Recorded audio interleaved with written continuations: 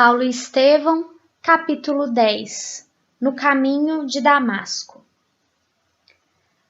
Durante 3 dias, Saulo deixou-se ficar em companhia dos amigos generosos, recordando a noiva inesquecível.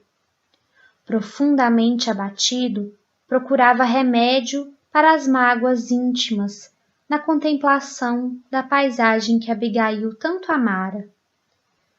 Como triste consolo ao coração desesperado, buscava inteirar-se das preocupações da morta nos últimos tempos, e de olhos úmidos ouvia as referências carinhosas de Ruth a tudo que se relacionava com a morta querida. Acusava a si próprio de não haver chegado mais cedo para arrebatá-la à enfermidade dolorosa. Pensamentos amargos o atormentavam, tomado de angustioso arrependimento. Afinal, com a rigidez das suas paixões, aniquilara todas as possibilidades de ventura. Com o rigorismo da sua perseguição implacável, Estevão encontrara o suplício terrível. Com o orgulho inflexível do coração, atirara com a noiva ao antro indevassável do túmulo. Entretanto, não podia esquecer que devia todas as coincidências penosas àquele Cristo crucificado, que não pudera compreender. Por que topava em tudo traços do carpinteiro humilde de Nazaré, que seu espírito voluntarioso detestava? Desde a primeira controvérsia na Igreja do Caminho, nunca mais conseguira passar um dia sem encontrá-lo na fisionomia de algum transeunte, na admoestação dos amigos, na documentação oficial das suas diligências punitivas, na boca dos míseros prisioneiros. Estevão expirara falando nele com amor e júbilo. Abigail, nos últimos instantes, consolava-se em recordá-lo e exortava a segui-lo. Por todo esse acervo de considerações que lhe se represavam na mente exausta, Saulo de Tarso galvanizara o ódio pessoal ao Messias escarnecido. Agora que se encontrava só, inteiramente liberto de preocupações particulares, de natureza afetiva, buscaria concentrar esforços na punição e corretivo de quantos encontrasse transviados da lei. Julgando-se prejudicado pela difusão do Evangelho, renovaria os processos da perseguição infame.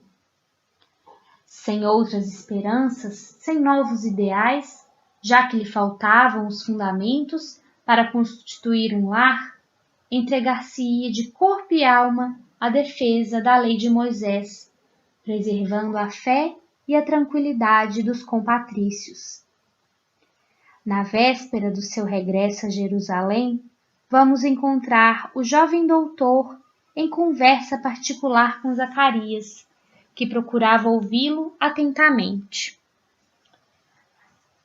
Afinal de contas, quem será esse velho que conseguiu fascinar Abigail a ponto de ela abraçar as doutrinas estranhas do Nazareno? Exclamava Saulo, sombriamente preocupado.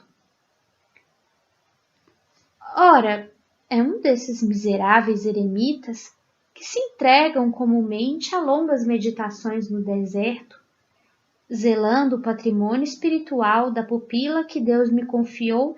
Indaguei da sua origem e das atividades de sua vida, chegando a saber que se trata de um homem honesto, apesar de extremamente pobre. Seja como for, ainda não pude compreender os motivos da tua tolerância. Como não te surgiste contra o inovador? Tenho a impressão de que essas ideias tristes e absurdas dos adeptos do caminho contribuíram de modo decisivo para a moléstia que vitimou a nossa pobre Abigail. Eu ponderei tudo isso, mas a atitude mental da querida morta revestiu-se de imensa consolação depois do contato com esse anacoreta honesto e humilde? Ananias tratou sempre com profundo respeito, atendeu-a sempre alegre, não exigiu qualquer recompensa e assim procedeu com os próprios empregados, revelando uma bondade sem limites. Seria então lícito impugnar, desprezar benefícios? É verdade que na esfera da minha compreensão não poderei aceitar outras ideias além das que nos foram ensinadas, mas não me julguei com direito de subtrair aos outros o objeto de suas consolações mais preciosas. Tua ausência demais colocou-me nessa situação difícil. Abigail fizera da tua pessoa o centro de todos os seus interesses afetivos, sem compreender as razões que te levaram a desaparecer da nossa casa. Eu me compadeci da sua amargura íntima. A traduzir-se em tristeza inalterável, a pobrezinha não conseguia ocultar suas mágoas aos nossos olhos amorosos. O encontro de um remédio era providencial, e desde a intervenção de Ananias, a Abigail transformou-se, parecia converter toda a angústia em esperança de uma vida melhor. Embora doente, ela recebia os mendigos que lhe vinham falar de Jesus. Também eu não consigo compreender. Eram amigos da vizinhança, simples, com quem ela parecia alegrar-se.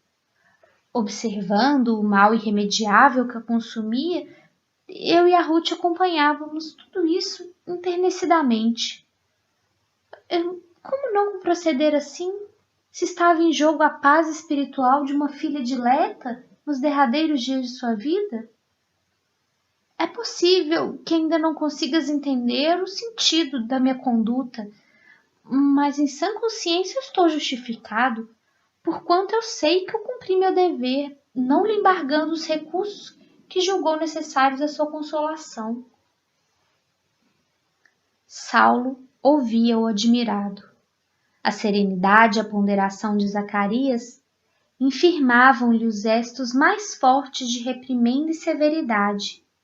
As acusações veladas ao seu afastamento da noiva, sem motivo justificado, penetravam-lhe o coração com pruridos de remorso pungente. Sim, reconsidero melhor as razões que te induziram a suportar tudo isso, mas eu não quero, não posso, eu não devo exonerar-me do compromisso que assumi em desafronta da lei. Mas que compromisso te referes? Interrogou Zacarias, surpreendido. Quero dizer que eu preciso encontrar Ananias, a fim de castigá-lo devidamente. Que é isso, Saulo? Abigail acaba de baixar ao sepulcro. Seu espírito de compleição sensibilíssima e afetuosa sofreu profundamente por motivos que ignoramos e que talvez conheças. O conforto único que ela encontrou foi justamente a amizade paternal desse velhinho, bom e honesto, e queres puni-lo pelo bem que nos fez e a criatura inesquecível? É a defesa da lei de Moisés. Entretanto, revistando os textos sagrados, eu não encontrei qualquer dispositivo que autorize a castigar os benfeitores.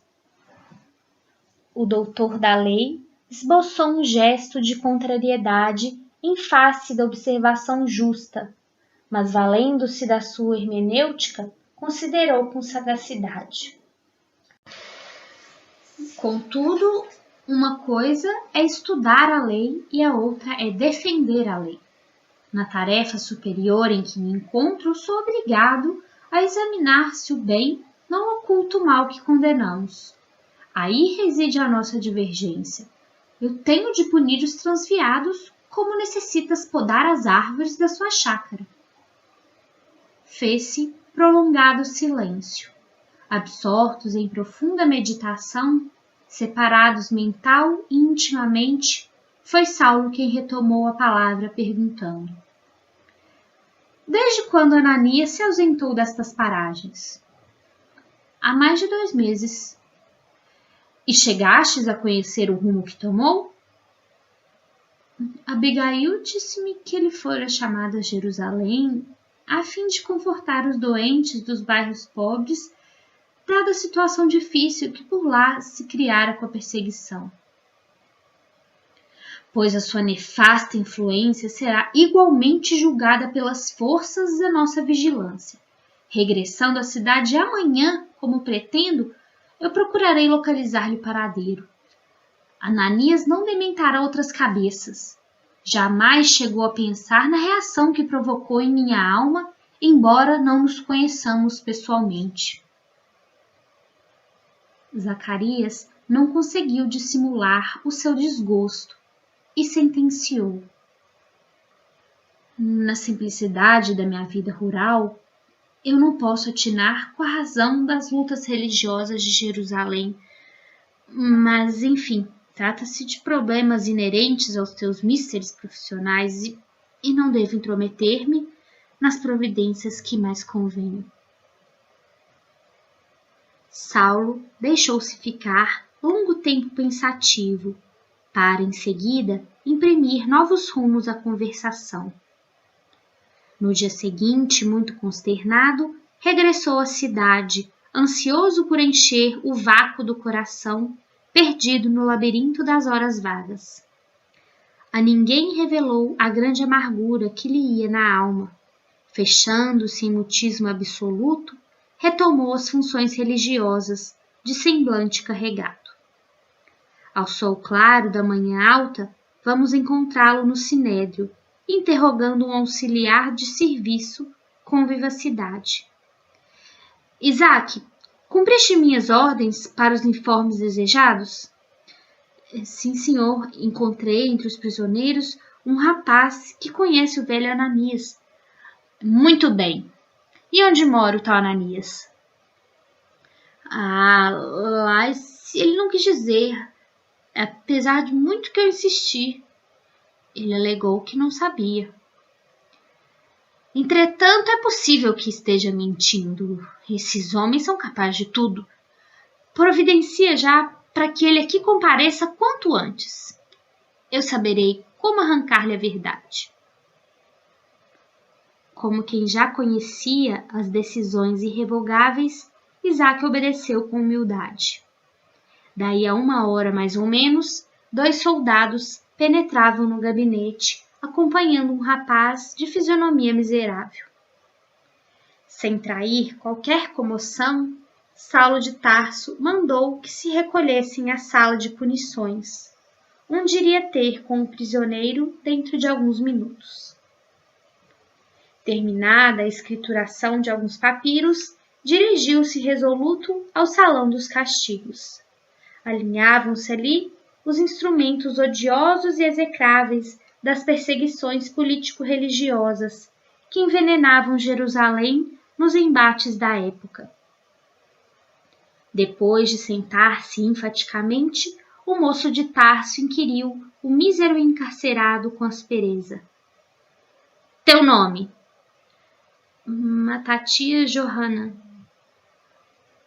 Conheces o velho Ananias, pregador ambulante da Igreja do Caminho? Sim, senhor. Desde quando? Eu conheci-o nas vésperas de minha prisão, que se verificou há 1 mês. E onde reside esse adepto do carpinteiro? Isso eu não sei. Quando o conheci, morava num bairro pobre de Jerusalém, onde ensinava o evangelho, mas Ananias não tinha pouso certo. Veio de Jope, estacionando em diversas aldeias, onde pregava a verdade de Jesus Cristo. Aqui vivia de bairro em bairro, no seu piedoso mister.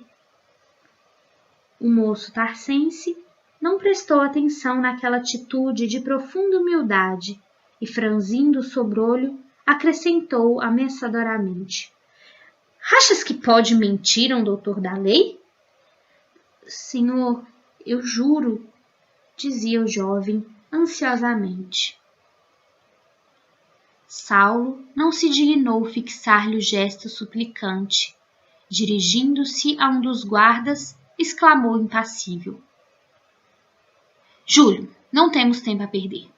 Eu necessito da informação necessária. Aplica-lhe o tormento das unhas. Eu acredito que por esse processo não se animará a prosseguir na dissimulação da verdade.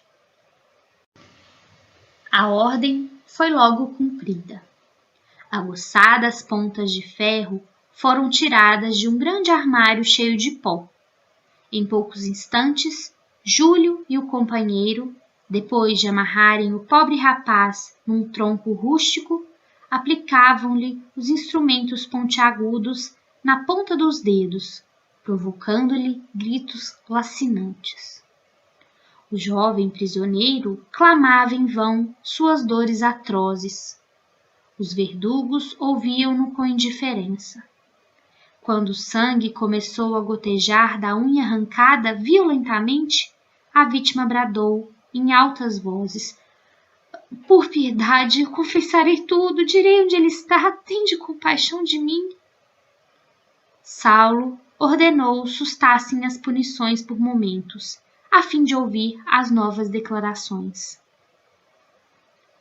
Senhor, Ananias não se encontra mais em Jerusalém. Em nossa última reunião, 3 dias antes de cairmos no cárcere, o velho discípulo do Evangelho se despediu, afirmando que ia fixar-se em Damasco, acrescentou o infeliz entre lágrimas. Aquela voz lamentosa era um eco de profundas amarguras a se represarem no coração moço, mas repleto de penosas desilusões da vida. Saulo, entretanto, parecia não ter olhos de ver sofrimentos tão comovedores. — É tudo o que sabes?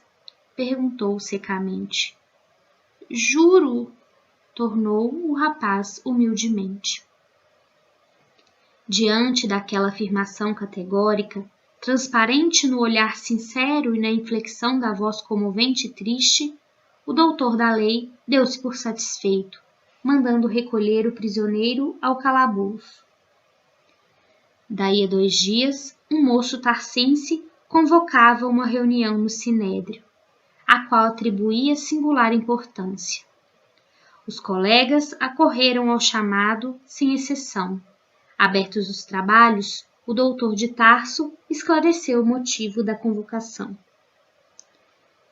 Amigos, há tempos nos reunimos para examinar o caráter da luta religiosa que se criara em Jerusalém com as atividades dos asseclas do carpinteiro de Nazaré. Felizmente, nossa intervenção chegou a tempo de evitar grandes males, dada a argúcia dos falsos taumaturgos exportados da Galileia. À custa de grandes esforços, a atmosfera desanuviou-se. É verdade que os cárceres da cidade transbordam, mas a medida se justifica porquanto é indispensável reprimir o instinto revolucionário dessas massas ignorantes. A chamada Igreja do Caminho restringiu suas atividades à assistência aos enfermos desamparados. Nossos bairros mais humildes estão em paz. Voltou a serenidade aos nossos afazeres no templo. Entretanto, não se pode afirmar o mesmo quanto às cidades vizinhas. Minhas consultas às autoridades religiosas de Jope e Cesareia dão a conhecer os distúrbios que os adeptos do Cristo vêm provocando assintosamente, com prejuízo sério para a ordem pública. Não somente nesses núcleos precisamos desenvolver a obra saneadora, mas ainda agora chegam-me notícias alarmantes de Damasco e requerem-lhe providências imediatas. Localizam-se-lhe perigosos elementos. Um velho chamado Ananias lá está perturbando a vida de quantos necessitam de paz nas sinagogas.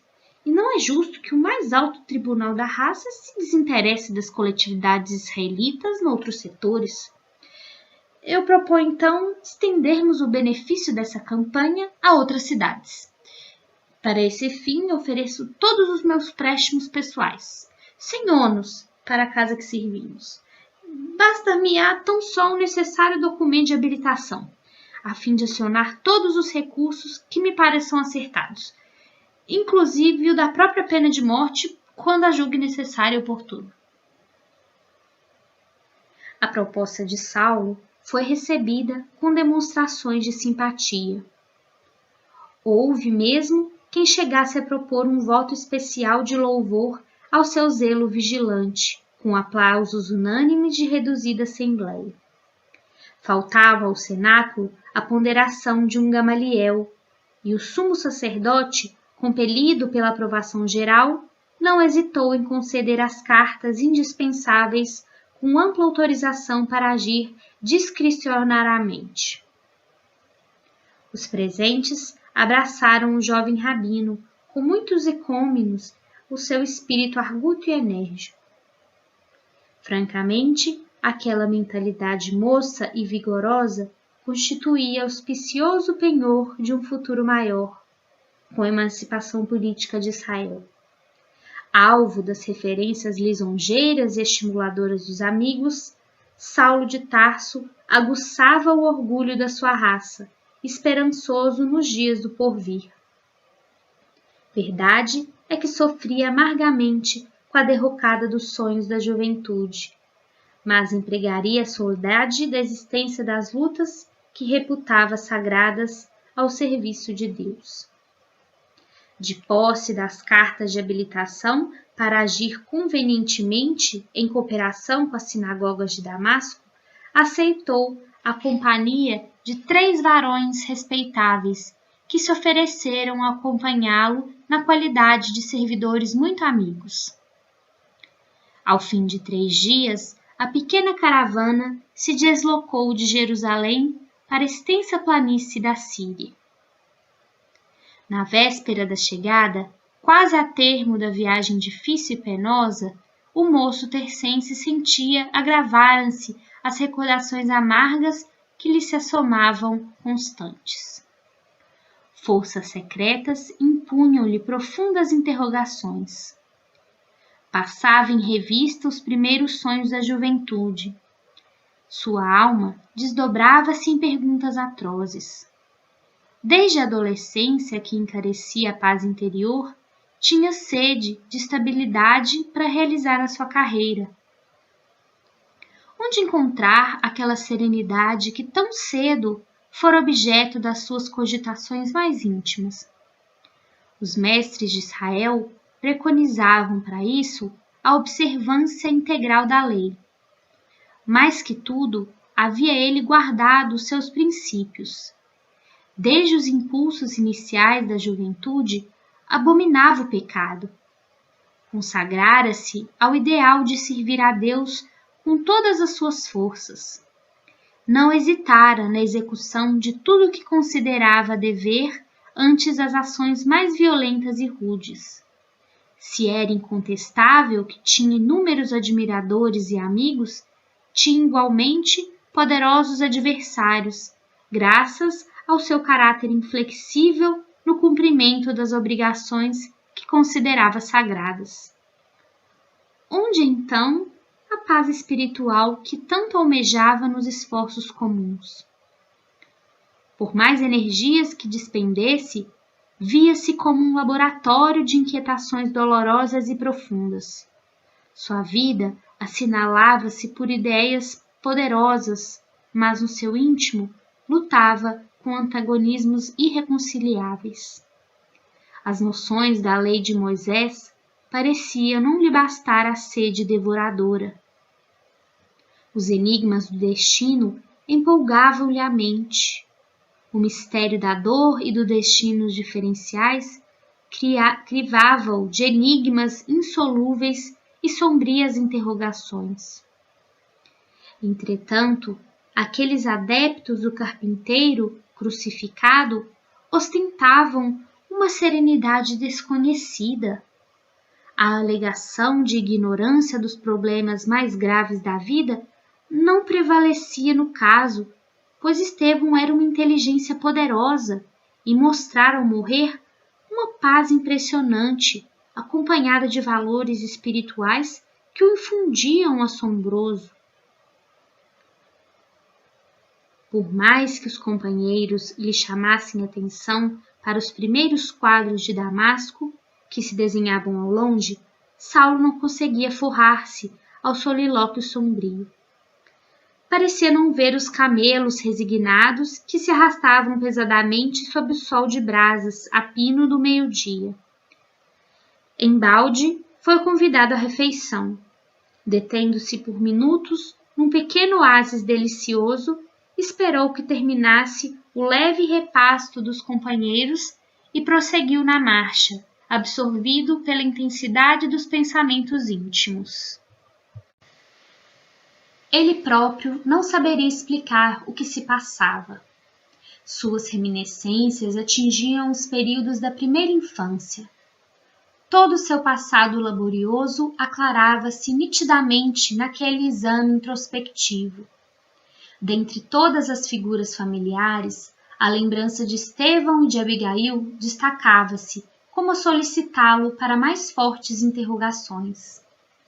Por que haviam adquirido os dois irmãos de Corinto tal ascendência em todos os problemas do seu ego? Por que esperava Abigail através de todas as estradas da mocidade na idealização de uma vida pura?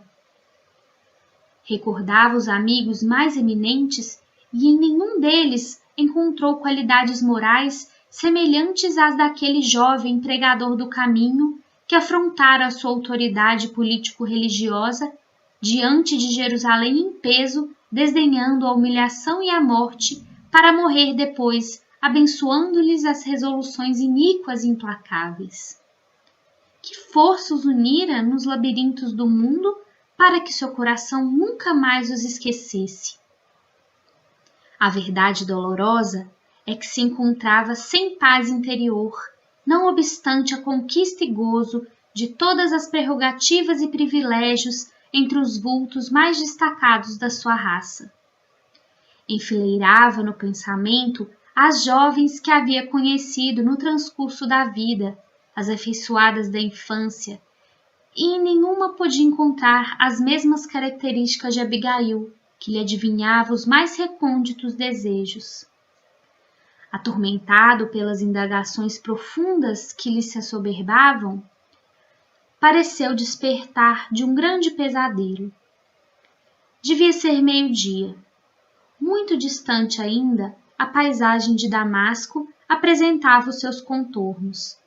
Pomares espessos, cúpulas cinzentas que se esboaçavam ao longe. Bem montado, evidenciando o aprumo de um homem habituado aos prazeres do esporte, Saulo ia à frente em atitude dominadora. Em dado instante, todavia, quando mal despertara das angustiosas cogitações, sente-se envolvido por luzes diferentes de tonalidade solar. Tem a impressão de que o ar se fende como uma cortina, sob pressão invisível e poderosa. Intimamente, considera-se presa de inesperada vertigem após o esforço mental persistente e doloroso. Quer voltar-se, pedir socorro dos companheiros, mas não os vê, apesar da possibilidade de suplicar o auxílio. Jacó, Demétrio, socorram-me! Grita desesperadamente. Mas a confusão dos sentidos lhe tira a noção de equilíbrio e tomba do animal, ao desamparo sob a areia ardente. A visão, no entanto, parece dilatar-se ao infinito. Outra luz lhe banha os olhos deslumbrados e, no caminho que a atmosfera rasgada lhe desvenda, vê surgir a figura de um homem de majestática beleza, dando-lhe a impressão de que descia do céu ao seu encontro. Sua túnica era feita de pontos luminosos, os cabelos tocavam nos ombros. A Nazarena, os olhos magnéticos, emanados de simpatia e de amor, iluminando a fisionomia grave e tenra, onde pairava uma divina tristeza. O doutor de Tarso contemplava-o com espanto profundo, e foi quando, em uma inflexão de voz inesquecível, o desconhecido se fez ouvir. Saulo, Saulo, por que me persegues? O moço tarsense não sabia que estava instintivamente de joelhos. Sem poder definir o que se passava, comprimiu o coração em uma atitude desesperada. Incoercível sentimento de veneração apossou-se inteiramente dele. Que significava aquilo? De quem o vulto divino que entrevia no painel do firmamento aberto e cuja presença lhe inundava o coração precípite de emoções desconhecidas? Enquanto os companheiros cercavam o jovem genuflexo, sem nada ouvirem nem verem, não obstante haverem percebido a princípio uma grande luz no alto, Saulo interrogava em voz trêmula e receosa: Quem sois vós, Senhor? Aureolado de uma luz balsâmica e num tom de inconcebível doçura, o Senhor respondeu: Eu sou Jesus. Então viu-se o orgulhoso e inflexível doutor da lei curvar-se para o solo em pranto convulsivo. Dir-se-ia que o apaixonado rabino de Jerusalém fora ferido de morte, experimentando num momento a derrocada de todos os princípios que lhe conformaram o espírito e o nortearam até então na vida. Diante dos olhos tinha agora, e assim, aquele Cristo magnânimo e incompreendido. Os pregadores do caminho não estavam iludidos. A palavra de Estevão era verdade pura. A crença de Abigail era a senda real. Aquele era o Messias. A história maravilhosa da sua ressurreição não era um recurso lendário para fortificar as energias do povo. Sim, ele, Saulo, viu ali, no esplendor de suas glórias divinas. E que amor deveria animar-lhe o coração, cheio de angústia e misericórdia, para vir encontrá-lo nas estradas desertas, a ele, Saulo, que se arvorara em perseguidor implacável dos seus discípulos mais fiéis. Na expressão de sinceridade da sua alma ardente, considerou tudo isso na fugacidade de um minuto. Experimentou invencível vergonha do seu passado cruel. Uma torrente de lágrimas impetuosas lavava-lhe o coração.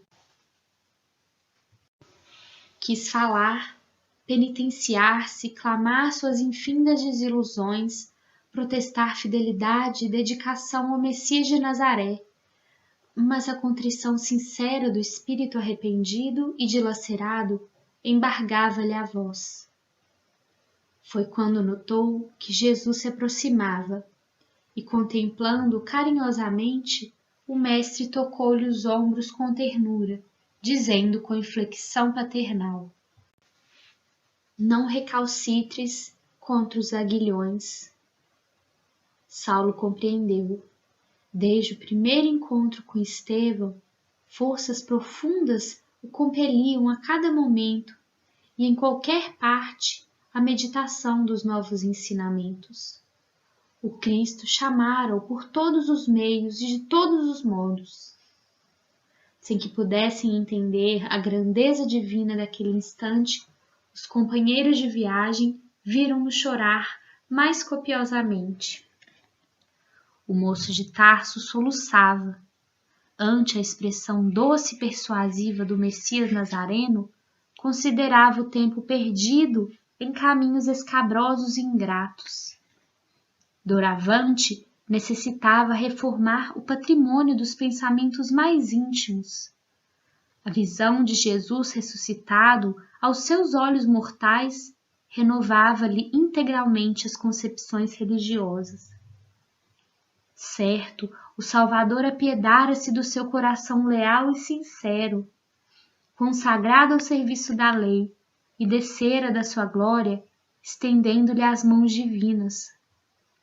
Ele, Saulo, era ovelha perdida nos resvaladouros das teorias escaldantes e destruidoras. Jesus era o pastor amigo que se dignava fechar os olhos para os espinheiros ingratos a fim de salvá-lo carinhosamente. Num ápice, o jovem rabino considerou a extensão daquele gesto de amor. As lágrimas brotaram-lhe do coração amargurado como a linfa pura de uma fonte desconhecida. Ali mesmo, no santuário augusto do Espírito, fez o protesto de entregar-se a Jesus para sempre. Recordou de súbito as provações rígidas e dolorosas. A ideia de um lar morrera com Abigail. Sentia-se só e acabrunhado. Doravante, porém, entregar-se-ia ao Cristo como simples escravo do seu amor, e tudo envidaria para provar-lhe que sabia compreender o seu sacrifício, amparando-o na senda escura das iniquidades humanas naquele instante decisivo do seu destino.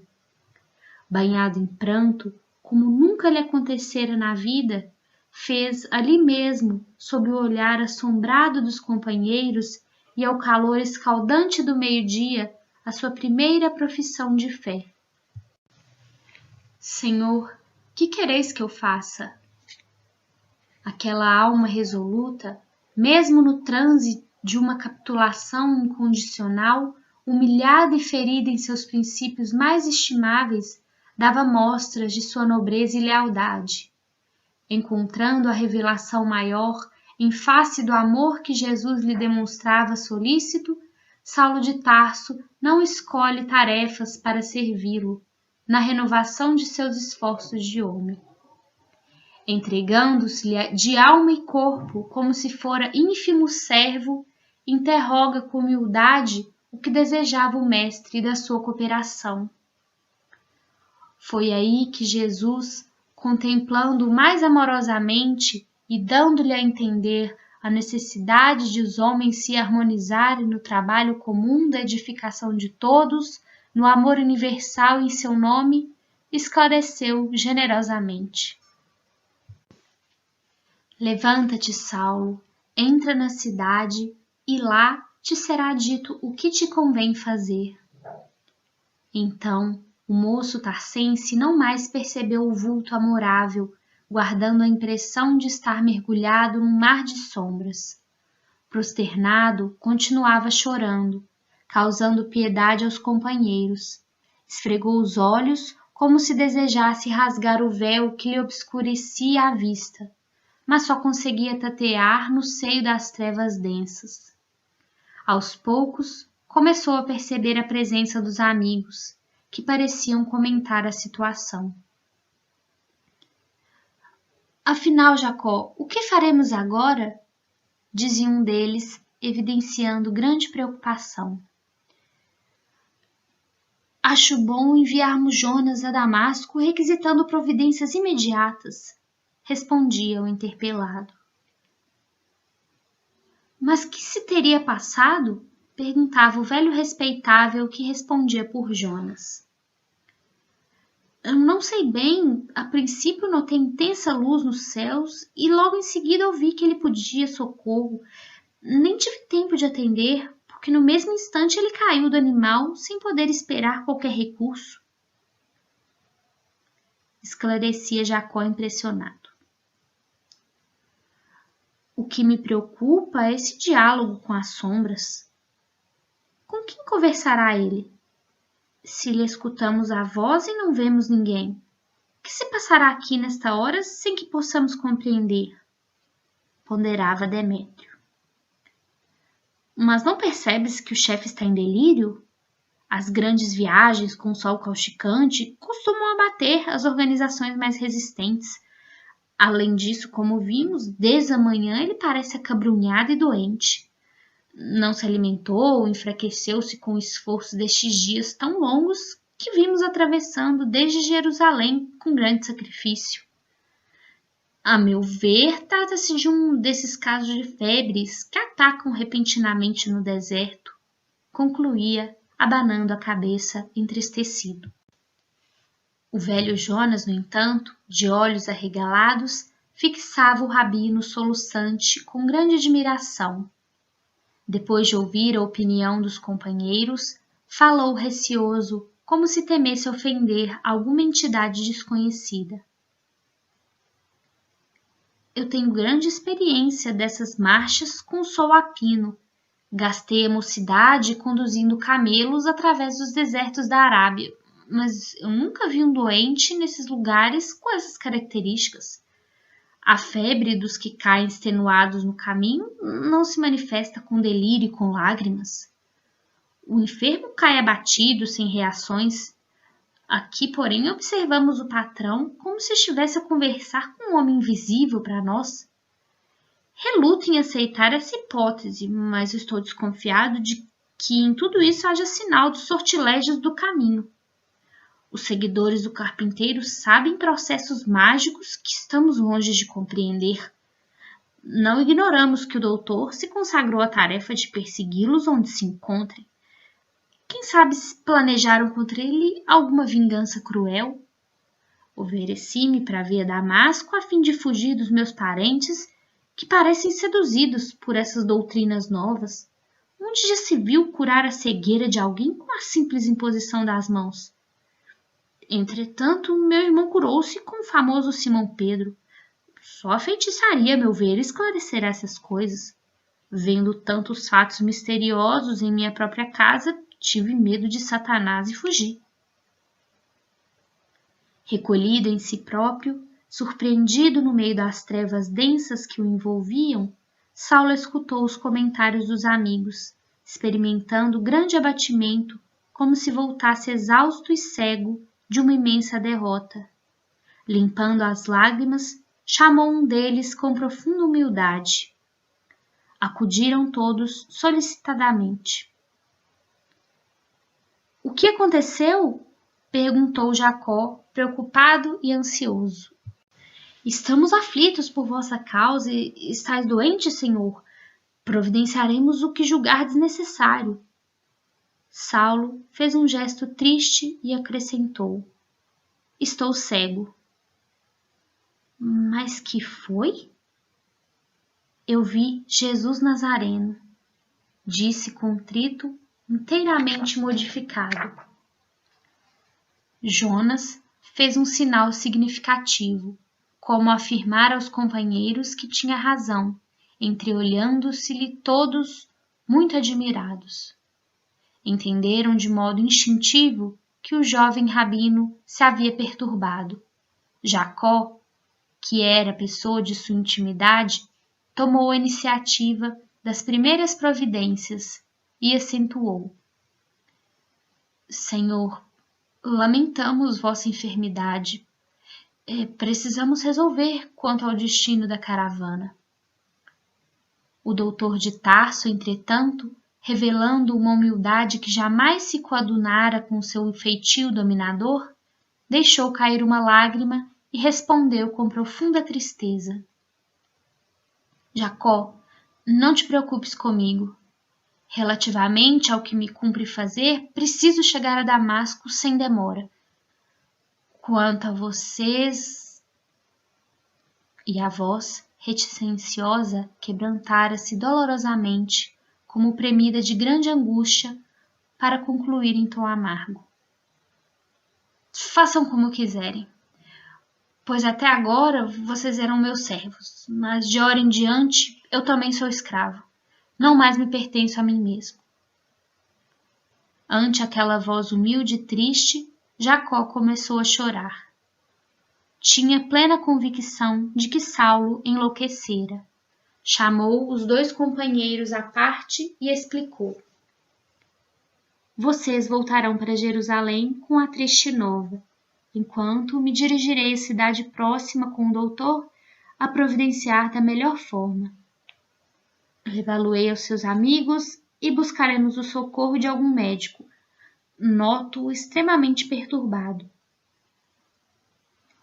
O jovem rabino cientificou-se das deliberações quase sem surpresa. Conformou-se passivamente com a resolução do servo. Naquela hora, submerso em trevas densas e profundas, tinha a imaginação repleta de conjecturas transcendentes. A cegueira súbita não o afligia. Do âmbito daquela escuridão que lhe enchia os olhos da carne, parecia emergir o vulto radioso de Jesus aos seus olhos de espírito. Era justo que cessassem as suas percepções visuais, a fim de conservar para sempre a lembrança do glorioso minuto de sua transformação para uma vida mais sublime. Saulo recebeu as observações de Jacó com a humildade de uma criança. Sem uma queixa, sem resistência, ouvia o trotar da caravana que regressava, enquanto o velho servidor lhe oferecia o braço amigo, tomado de infinitos receios. Com o pranto a escorrer dos olhos inexpressivos, como perdidos em alguma visão indevassável no vácuo, o orgulhoso doutor de Tarso, guiado por Jacó, seguiu a pé sob o sol ardente das primeiras horas da tarde. Comovido pelas bênçãos que recebera das esferas mais elevadas da vida, Saulo chorava como nunca. Estava cego e separado dos seus. Dolorosas angústias represavam-se-lhe no coração opresso, mas a visão do Cristo, redivivo, sua palavra inesquecível, sua expressão de amor lhe estavam presentes na alma transformada. Jesus era o Senhor, inacessível à morte. Ele orientaria os seus passos no caminho, dar-lhe-ia novas ordens, secaria as chagas da vaidade e do orgulho que lhe corroíam o coração. Sobretudo, conceder-lhe-ia forças para reparar os erros dos seus dias de ilusão. Impressionado e triste, Jacó guiava o chefe amigo, perguntando a si próprio a razão daquele pranto incessante e silencioso. Envolvido na sombra da cegueira temporária, Saulo não percebeu que os mantos espessos do crepúsculo abraçavam a natureza. Nuvens escuras precipitavam a queda da noite, enquanto ventos sufocantes sopravam da imensa planície. Dificilmente acompanhava as passadas de Jacó, que desejava apressar a marcha, receoso da chuva. Coração resoluto e enérgico, não reparava os obstáculos que se antepunham à sua jornada dolorosa. Faltava-lhe a visão, necessitava de um guia, mas Jesus recomendara que entrasse na cidade, onde se lhe seria dito o que tinha a fazer. Era preciso obedecer ao Salvador que o honrara com as supremas revelações da vida. A passos indecisos, ferindo os pés em cada movimento inseguro, caminharia de qualquer modo para executar as ordens divinas. Era indispensável não observar as dificuldades. Era imprescindível não esquecer os fins. Que importava o olhar em trevas, o regresso da caravana a Jerusalém, a penosa caminhada a pé em demanda de Damasco, a falsa suposição dos companheiros a respeito da inovidável ocorrência, a perda dos títulos honoríficos, o repúdio dos sacerdotes e seus amigos, a incompreensão do mundo inteiro diante do fato culminante do seu destino. Saulo de Tarso, com a profunda sinceridade que lhe caracterizava as mínimas ações, só queria saber que Deus havia mudado de resolução a seu respeito. Ser-lhe-ia fiel até o fim. Quando as sombras crepusculares se faziam mais densas, 2 homens desconhecidos entravam nos subúrbios da cidade. Embora a ventania afastassem as nuvens tempestuosas na direção do deserto, grossos pingos de chuva caíam, aqui e ali, sob a poeira ardente das ruas. As janelas das casas residenciais fechavam-se com estrépito. Damasco podia recordar o jovem tarsense, formoso e triunfador. Conhecia-o nas suas festas mais brilhantes, costumava aplaudi-lo nas sinagogas. Mas, vendo passar na via pública aqueles 2 homens cansados e tristes, jamais poderia identificá-lo naquele rapaz que caminhava cambaleante, de olhos mortos. Fim da primeira parte.